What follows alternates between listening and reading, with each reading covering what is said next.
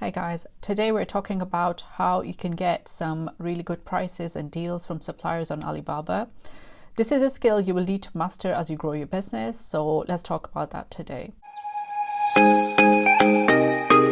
Hey guys, welcome to my channel. This is Farah. We talk about building business on Amazon on this channel. If you're interested in that, then please do subscribe. So this series I'm doing on Alibaba will educate you on how to really make the best use of this platform. Make sure you guys watch this video too, where I talk about the layout of the platform and how different things work, what are the terms. I take you through the whole platform. I give you an overview of it so you can make the best choices. So like I mentioned, Alibaba.com is a huge platform. It's mainly for business to business trading. There are manufacturers from all over the world listed on this platform. So, you can find all different sorts of products from hundreds and thousands of manufacturers from all over the world and in up to 40 categories. There is definitely a lot of choice. If you wanted to, source denim from a particular region in, Asia, you will be able to find suppliers from Bangladesh, Pakistan, China, and India, and all sorts of places and all sorts of different prices. So that's just one example of the product I'm talking about. There are thousands of products that you can find, and all of that is at your fingertips. So they've made it so easy.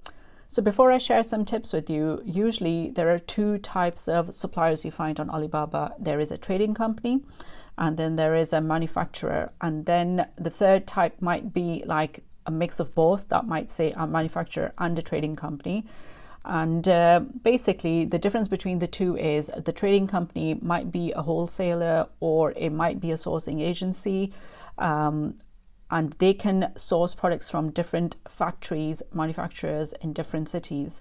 And the benefit of them is that you might be able to source a lower MOQ with them and a bigger variety of products and qualities of products, right? But with a manufacturer, if you contact directly to a manufacturer, you would be limited to what they produce, because a factory would specialize in a certain type of project because they would have to set up the processes for it.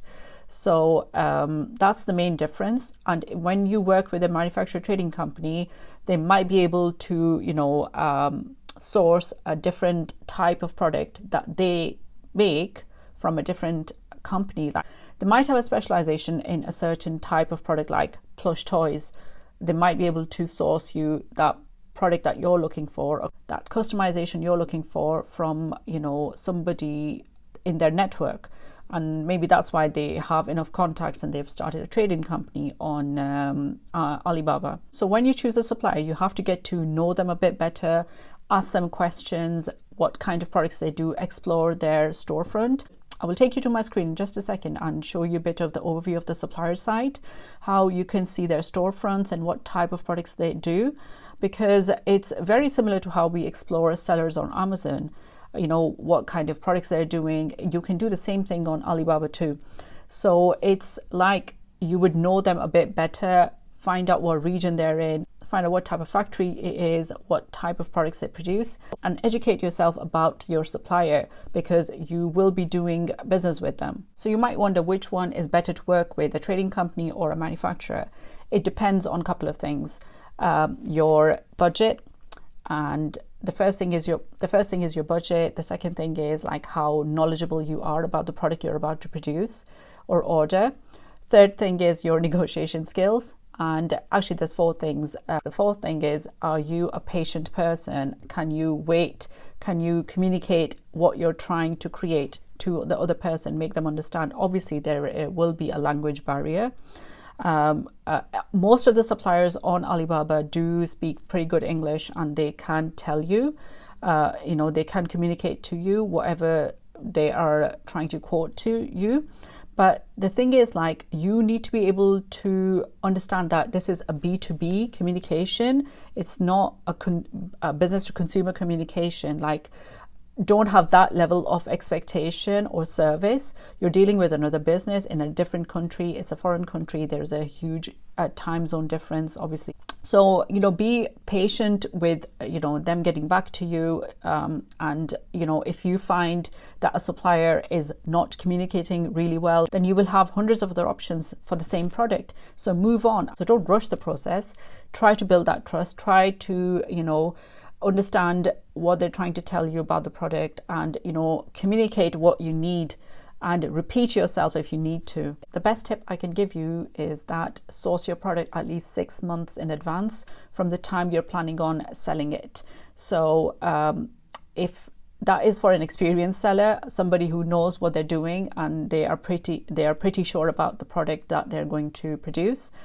But if you are a new seller, you should even give it like 12 months, because there's going to be sampling time that takes at least a month, and then 30 days for production, another 30 days for shipping, and that's considering nothing goes wrong and there are no delays in communication, or there are no delays happen. Basically everything's going smoothly and you might be able to just place your order and receive the product within that much time. But and that's generalizing it. If your product is a lightweight product, you might be able to do it quicker by air shipping. And then obviously there are certain other costs you need to consider in that scenario.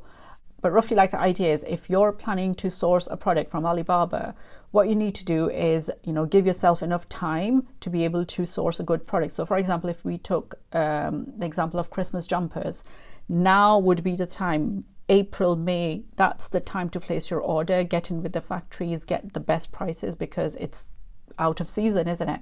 It's low season for that kind of product.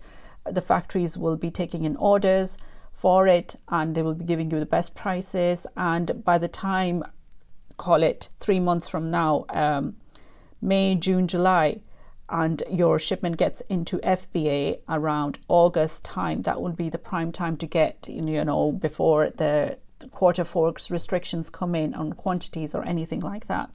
Your shipment will be in, and usually the people who do these kind of products, they send in their container load in summer holidays, and it's in FBA already set up. So time your your production and give each stage a bit of time: sampling, production, shipping. Give some room for flexibility for, if things go wrong, there is still time that you can make things work. And actually, this is the most practical, the best tip, which people find very hard to execute on, is always do a test transaction with your supplier before you place your actual order. What do you call a test transaction? Place a sample order.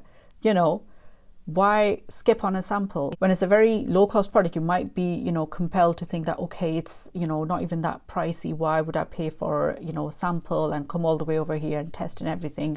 I can just buy, the minimum order quantity and it'll be fine. I'll just get video pictures or whatever. That's all fine, but you haven't done a test transaction with the person. You haven't built trust with that person who's in a different country on the other end of the world. And so you are, skipping a massive step here.